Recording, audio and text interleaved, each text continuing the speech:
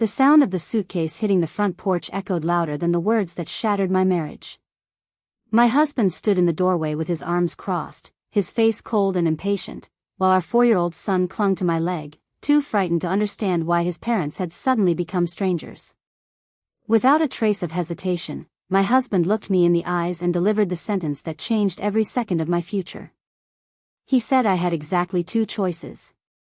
Apologize right now for embarrassing him in front of his family, or leave. He expected tears. He expected me to beg. He expected me to kneel and say I was wrong.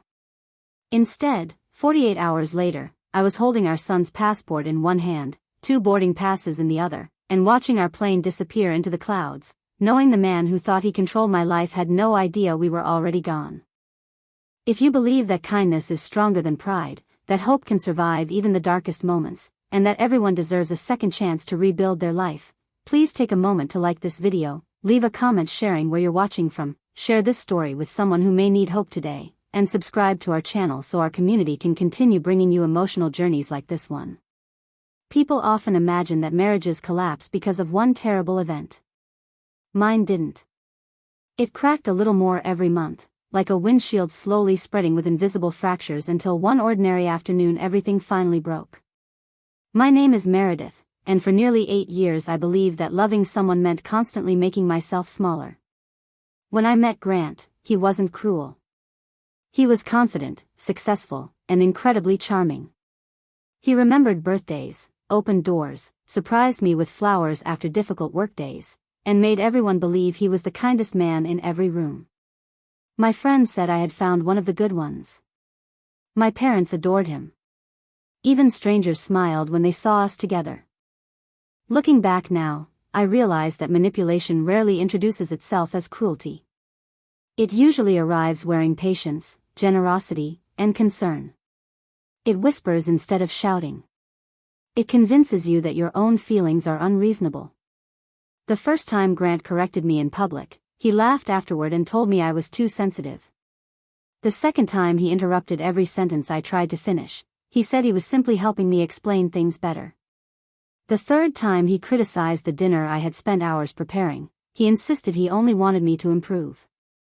Little by little, I stopped arguing. When our son Owen was born, I thought everything would change. Holding him for the first time felt like someone had placed my entire heart outside my body. His tiny fingers wrapped around mine so tightly that every promise I had ever made suddenly became real. I promised I would always protect him. I promised he would grow up surrounded by love. I promised he would never question whether he mattered.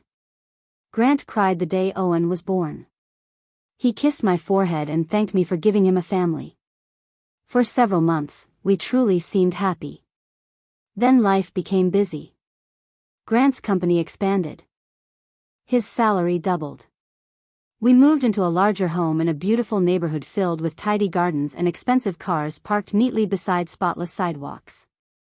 From the outside, our family looked perfect. Inside the house, perfection became another impossible standard. The laundry had to be folded exactly the way he preferred. Dinner had to be ready when he arrived. The house had to remain spotless despite a curious toddler exploring every room. If Owen cried during Grant's conference calls, somehow it became my failure. If Grant had a stressful day at work, somehow I had caused additional problems by asking simple questions. The words, "I'm exhausted," slowly disappeared from my vocabulary because Grant always insisted he was more tired.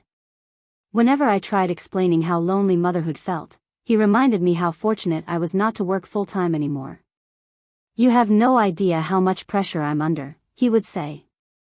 Eventually, I stopped telling him how I felt. Silence became easier than disappointment. One sunny Saturday afternoon, Grant's parents invited the entire family for lunch. Their backyard overlooked a peaceful lake where children laughed while feeding ducks. It should have been one of those beautiful family memories people frame in photo albums. Instead, it became the day everything changed. Owen accidentally spilled orange juice across the outdoor table. He froze instantly. His tiny shoulders shook as he stared at the growing puddle. Before I could grab a towel, Grant sighed dramatically. His mother rolled her eyes. His sister muttered something about children needing discipline. I gently lifted Owen into my arms and assured him accidents happen. Grant immediately corrected me. He announced loudly enough for everyone to hear that this was exactly why our son refused to learn responsibility. According to him, I constantly rescued Owen from consequences. The conversation stopped. Everyone watched. I felt dozens of eyes waiting for my response. For years I would have smiled nervously and apologized. That afternoon something inside me finally refused. I calmly explained that our son was 4 years old, frightened, and deserved comfort before criticism. Grant laughed. Not kindly. Not playfully. He laughed as though I had said something ridiculous. Then he informed everyone that emotional mothers were creating weak boys. His father nodded. His sister smiled. His mother agreed. Nobody defended Owen. Nobody defended me. When we returned home, Grant slammed the front door harder than I had ever heard before. He accused me of humiliating him. He claimed I had disrespected him in front of his entire family. He insisted that wives should support their husbands instead of contradicting them publicly. I reminded him that protecting our son wasn't disrespect. That answer made everything worse. His voice became colder than I had ever heard. He pointed toward the front door and calmly explained my choices. Apologize immediately. Or leave. He wasn't yelling. That almost frightened me more. There wasn't any emotion left in his face. Just certainty. Absolute certainty that I would surrender like every other time. He believed I had nowhere to go. No income. No confidence. No family nearby. No chance of surviving without him. I looked toward Owen. He had quietly picked up his favorite stuffed fox and was standing behind the hallway wall, watching everything. Children understand more than adults realize. He wasn't crying. He wasn't speaking. He was simply watching his mother decide what kind of future he would remember. That image stayed with me long after Grant walked upstairs. I spent the afternoon cleaning the kitchen with trembling hands. Every plate reminded me of another argument. Every family photograph suddenly looked like evidence instead of memories. There was one picture from Owen's 3rd birthday where Grant had his arm around both of us. Looking carefully, I noticed something strange. Neither Owen nor I were actually smiling. We were posing. There is a painful difference. The following morning, Grant left for work without mentioning yesterday's ultimatum. He kissed Owen goodbye, grabbed his coffee, and walked out as though everything had already been settled. Because in his mind, it had. He assumed that by evening I would apologize. Instead, I opened a drawer where I kept forgotten documents. Birth certificates. Medical records. Passports. Insurance papers. As I held our passports, my phone rang. The caller ID displayed a name I hadn't seen in months. My older cousin, Claire. She had moved to Ireland several years earlier after accepting a teaching position and had recently become a permanent resident. We had always been close growing up, but motherhood and distance slowly reduced our conversations to holiday messages and birthday calls. I almost ignored it. Something told me not to. Claire immediately noticed something was wrong before I even admitted it. My voice cracked while answering ordinary questions, and years of pretending suddenly collapsed. For the first time in nearly 3 years, I told another adult the truth.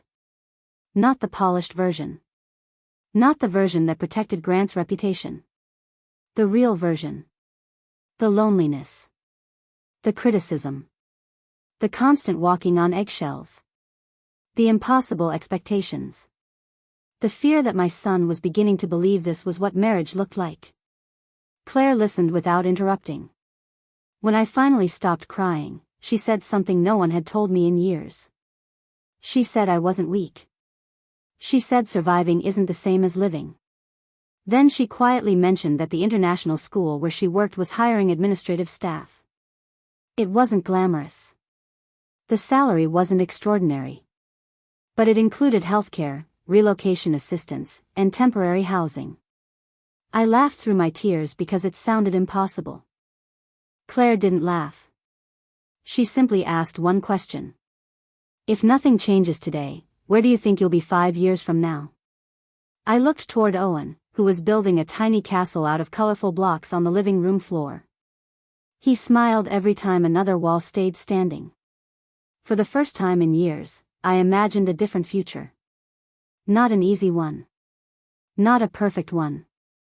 Just one where my son grew up believing that respect wasn't something you begged for. It was something you deserved. The possibility of leaving should have filled me with excitement, but instead it filled me with fear. Every practical question rushed into my mind at once. How would I afford the tickets? Would Grant try to stop me? Could I really build a new life in another country with a little boy who still needed me for almost everything? The doubts came one after another, but underneath all of them was a quiet feeling I hadn't experienced in years. Hope. It was fragile, almost invisible, but it was there. For the first time in a long time, I wasn't imagining how to survive another argument. I was imagining a future beyond them. Claire emailed me the details that same afternoon. The school was located in a peaceful coastal town where families from many different countries lived. They needed someone to coordinate student records and assist new international families. She assured me that my previous experience in administration before becoming a full-time mother was enough to qualify. The position wasn't guaranteed, but they were willing to interview me online immediately because another employee had resigned unexpectedly.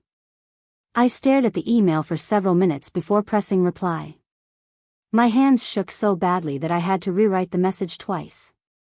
3 days later, while Grant was at work and Owen was happily drawing pictures beside me at the dining table, I sat through the interview.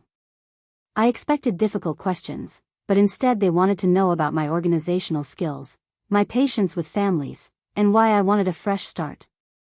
I couldn't tell them the entire truth, yet somehow the woman conducting the interview looked at me with gentle understanding, as though she sensed there was more behind my carefully chosen words. Before ending the call, she smiled warmly and said they would contact me within 48 hours. Those 2 days felt longer than the previous 2 years. Grant continued behaving as though nothing unusual had happened. He assumed his silence was punishment enough. He expected guilt to slowly wear me down until I apologized without him ever mentioning the ultimatum again. Whenever I tried talking about everyday matters, he answered with short sentences and barely looked at me. It was another way of reminding me that my place in the family depended on his approval. Owen noticed everything. Children may not understand adult conversations, but they recognize emotional distance with heartbreaking accuracy. One afternoon he quietly asked why Daddy didn't smile at Mommy anymore. I forced a smile and kissed his forehead, but inside I felt something crack. I realized that even if Grant never shouted again, even if he never repeated another ultimatum, Owen was already learning that love could disappear whenever someone disagreed. The phone finally rang on a bright Thursday morning.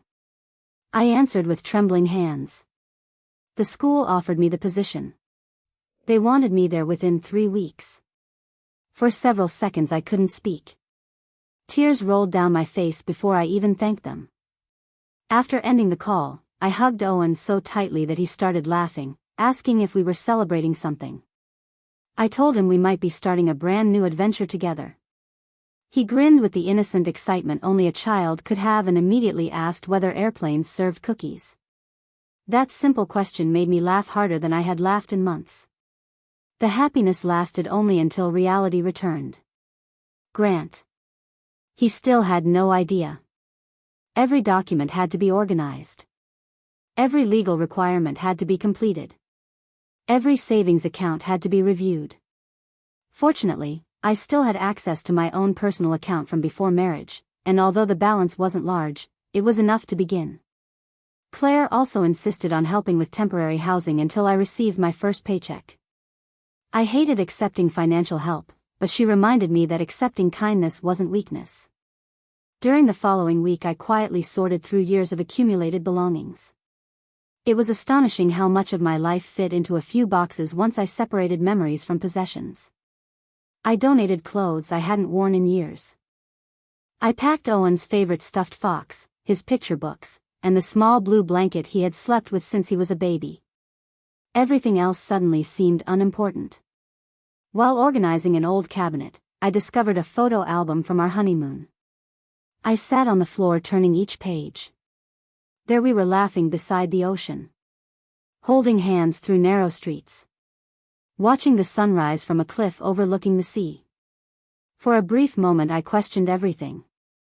Had I imagined the happy years? Was I giving up too quickly? Then another memory surfaced. I remembered returning from that honeymoon and slowly becoming someone who apologized for things that weren't my fault. I remembered canceling lunches with friends because Grant thought they were a distraction. I remembered abandoning career opportunities because he insisted our family needed me at home. The smiling couple in those photographs had dreamed of growing together. Only one of us had continued growing. The other had slowly learned to shrink. I gently closed the album and placed it back inside the cabinet. Some memories deserved gratitude. Not another chance. The following Sunday, Grant announced that his parents expected us for another family barbecue the next weekend. He spoke as though nothing had happened between us. I calmly explained that Owen and I already had plans. He looked confused. What plans? I simply smiled and said everything would become clear soon. For the first time in years, I saw uncertainty appear on his face. It was only for a second. But it was enough. The official employment contract arrived the following morning. My passport. Owen's passport. Employment visa documents. Flight confirmation. Everything became real. I spent hours carefully checking every page because I couldn't afford mistakes. Each signature felt like another step away from fear. The hardest moment arrived when I had to tell my parents. They lived several states away, and although they loved me deeply, they had always encouraged patience and compromise in marriage. I worried they would ask me to stay. Instead, after listening quietly for nearly an hour, my father surprised me. He said something I would never forget. He told me that a marriage should never require someone to sacrifice their dignity just to keep the peace. Then he admitted he had noticed changes in my voice during our phone calls over the last few years. He had wanted to ask questions many times but didn't know how. My mother cried. Not because I was leaving. Because she regretted not realizing sooner how unhappy I had become. Their blessing lifted a weight I hadn't realized I was carrying. 2 days before our departure, Grant came home unusually cheerful. His company had secured a major contract, and he expected everyone to celebrate. He placed an expensive bottle of sparkling juice on the kitchen counter and announced that life was finally improving. I looked around the kitchen that had witnessed so many silent tears. Then I quietly placed an envelope beside his glass. He frowned. Inside were copies of my employment contract and our airline itinerary. At first he didn't understand what he was reading. Then the color slowly disappeared from his face. He read every page again. His confident smile vanished. He looked at me as though I had become someone he no longer recognized. For several long moments, neither of us spoke. Finally, he whispered the only question he seemed capable of asking. "You're serious?" I nodded. He laughed nervously, convinced it had to be a bluff. When I didn't react, the laughter stopped. He began apologizing for the argument. Then he blamed stress. Then work. Then his parents. Then he insisted every married couple went through difficult seasons. It was astonishing how quickly the man who had demanded an apology suddenly searched desperately for one himself. But this wasn't about revenge. It wasn't about making him suffer. It was about protecting the little boy coloring dinosaurs at the kitchen table only a few feet away. Grant promised counseling. He promised vacations. He promised date nights. He promised everything I had begged for years earlier. The promises sounded sincere. Maybe they even were. But promises made only after someone is walking away often arrive years too late. I quietly explained that I genuinely hoped he became the husband he believed he could be. Whether for himself. For someone else someday. Or simply because becoming kinder is never wasted. But I could no longer gamble Owen's childhood waiting for that transformation. Grant lowered himself into a chair. For the first time since I had known him, he looked frightened instead of angry. He finally understood that control disappears the moment someone discovers their courage. The next morning was bright and cloudless. Sunlight poured through the windows while I zipped our final suitcase closed. Owen happily wore his tiny backpack, convinced this was simply the biggest family trip of his life. As I carried the luggage toward the front door, I paused one last time. Not because I wanted to stay. Because I wanted to remember exactly how freedom felt the first moment I chose it. The house behind me had once held all my dreams. Now it simply held memories. Some beautiful. Some painful.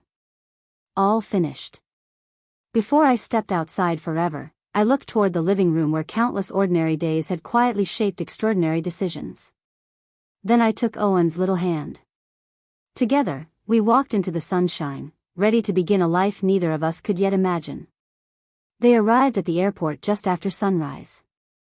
The terminal was already alive with families pulling suitcases, business travelers rushing toward security checkpoints, and children pointing excitedly at airplanes parked beyond the enormous glass windows. Owen squeezed Meredith's hand so tightly that she could feel his tiny heartbeat through his fingers.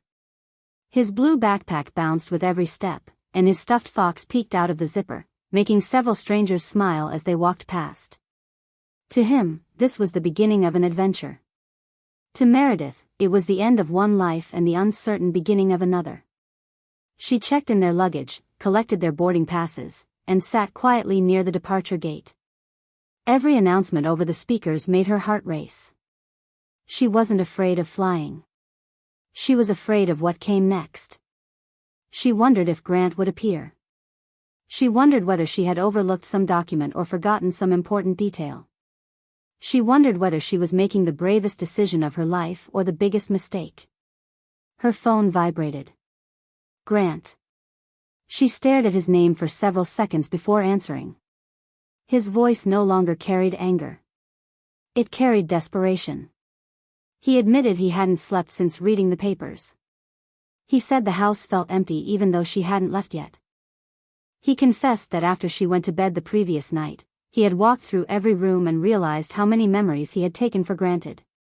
He said he had always believed she would stay because she always had before. Meredith listened quietly. He apologized for humiliating her. He apologized for the ultimatum. He apologized for making every disagreement feel like a competition. He even admitted that he had spent years trying to impress his parents instead of protecting his own family. The apology sounded genuine. Months earlier, it might have changed everything. Now it simply confirmed something she already knew. He understood too late. She thanked him for apologizing because everyone deserves to be heard when they choose honesty. Then she gently explained that forgiveness and reconciliation are not always the same thing. She told him she truly forgave him because carrying bitterness would only poison her own future, but forgiveness did not erase the years that had already shaped Owen's childhood. Grant cried. It was the first time she had ever heard him cry. She quietly told him that she hoped one day Owen would remember him as a loving father instead of an angry husband. That future was still possible if he chose it. She reminded him that children don't need perfect parents. They need parents willing to grow. After ending the call, Meredith cried too. Not because she wanted to go back. Because letting go of someone you once loved always hurts, even when leaving is the healthiest choice.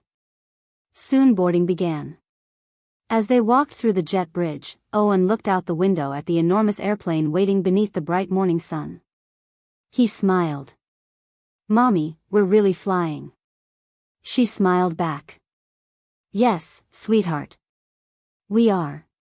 Several hours later, after crossing the ocean, they landed beneath another brilliant afternoon sky. Claire was waiting outside the arrivals terminal with open arms and tears already rolling down her cheeks. She hugged Meredith so tightly that neither of them spoke for almost a full minute. Sometimes the greatest comfort comes from someone saying absolutely nothing. Claire's small cottage overlooked green hills covered with wildflowers. The air smelled different. The streets felt quieter. Neighbors smiled while walking their dogs. Children rode bicycles without parents constantly worrying about traffic. Everything felt unfamiliar, yet strangely peaceful. The first few weeks were not easy. Meredith struggled to understand new systems at work. She missed her parents. She missed familiar grocery stores. She missed little traditions that had once felt ordinary. Owen missed his old bedroom. Some afternoons he asked when they were going home. Meredith always knelt beside him and explained that home isn't only a building. Home is the place where people love you, protect you, and help you become the best version of yourself. Little by little, he stopped asking. The international school welcomed them warmly. Meredith discovered that helping families from around the world settle into a new country gave her a sense of purpose she hadn't felt in years. Every parent arriving with nervous children reminded her of her own first day. She knew exactly how frightening fresh beginnings could feel. Months passed. Owen started kindergarten. He made friends quickly. His teachers described him as gentle, curious, and unusually kind whenever another child felt lonely. One afternoon his teacher told Meredith that Owen had noticed a new student sitting alone during lunch. Without being asked, he carried his own tray across the cafeteria and invited the child to sit with him. As Meredith watched Owen laughing beside his classmates during pickup, tears filled her eyes. Kindness had survived. Despite everything. Grant remained part of Owen's life through regular video calls. At first the conversations were awkward. Grant didn't know how to speak to his son without Meredith translating little emotions he had never noticed before. Gradually that changed. He attended parenting classes. He started individual counseling. He reduced contact with the family members whose approval had controlled so many of his decisions. For the first time in his life, he began asking questions instead of giving orders. Nearly 2 years later, Grant visited during Owen's spring break. Meredith felt nervous as she watched father and son reunite at the airport. Instead of dramatic speeches, Grant simply knelt down and hugged Owen with tears in his eyes. He stayed for 1 week. He respected every boundary. He thanked Meredith for giving him another opportunity to be Owen's father even after everything that had happened. Before returning home, he handed Meredith a small envelope. Inside was a single handwritten letter. He didn't ask for another chance. He didn't ask her to return. He simply thanked her. He admitted that losing his family had forced him to confront the man he had become. Therapy had shown him painful truths he had ignored for years. He accepted that some consequences cannot be undone, but he promised to spend the rest of his life becoming someone his son could genuinely admire. Meredith folded the letter carefully. She realized something remarkable. She no longer felt anger. She no longer felt fear. She simply felt peace. Life continued moving forward. She was eventually promoted to Student Services Director. Claire joked that she had become the person every frightened new family hoped to meet on their first day. Meredith laughed because she knew exactly why. She remembered what it felt like to arrive carrying nothing except courage. One bright spring afternoon, Owen, now older and taller, ran across a grassy field during the school's family picnic. He stopped halfway, turned around, and waved enthusiastically. "Mom! Watch this." He sprinted toward the finish line with complete confidence, never once looking back to see whether anyone approved. Meredith smiled through happy tears. That was the greatest gift she had ever given him. Not another country. Not a new school. Not a better job. She had given him permission to grow up believing that love never requires someone to surrender their dignity. Before this story ends, we'd love to hear from you. What do you think is more important in a relationship, forgiveness after sincere change, or knowing when it's time to walk away? Leave a meaningful comment below and share the lesson that stayed with you the most. As Meredith watched the afternoon sun paint the hills in warm golden light, she realized that the day Grant had said, "Apologize right now or leave," he believed he was ending an argument.